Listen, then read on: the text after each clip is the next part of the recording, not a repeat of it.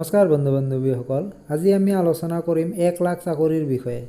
আৰু বন্ধু বান্ধৱীসকল, বহুতৰে মনত এটা কুৱেশ্যন বাৰে বাৰে আহি আছে।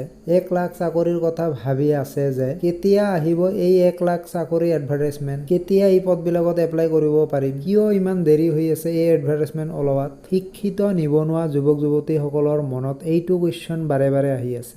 আজি মানে এইবিলাকৰ বিষয়ে অলপমান আলোচনা কৰিম।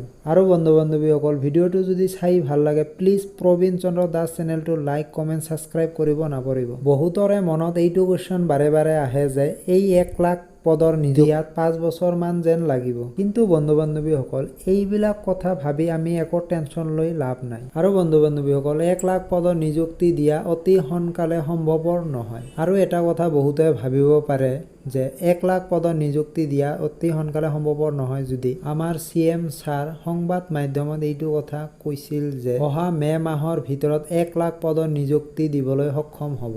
আৰু বন্ধু বান্ধৱীসকল, এইটো কথা কোৱাত একো ভুল নাই। আৰু আমাৰ CM ছাৰে অতি সোনকালে এই পদবিলাকত নিযুক্তি দিয়াৰ চেষ্টা কৰি আছে। যিমান পাৰে অতি কম দিনৰ ভিতৰত এই পদবিলাকত পূৰণ কৰিবলৈ সক্ষম হ'ব।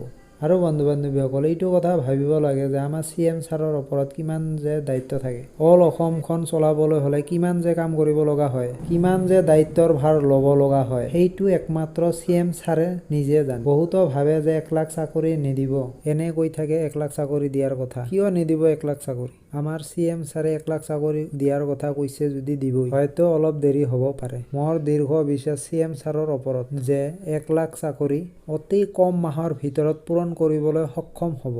যিসকল বন্ধু বান্ধৱীসকলৰ মই কোৱা মন্তব্যবিলাক যদি ভাল লাগে প্লিজ ভিডিঅ'টো লাইক কমেণ্ট ছাবস্ক্ৰাইব কৰিব নাপাহৰিব। ধন্যবাদ।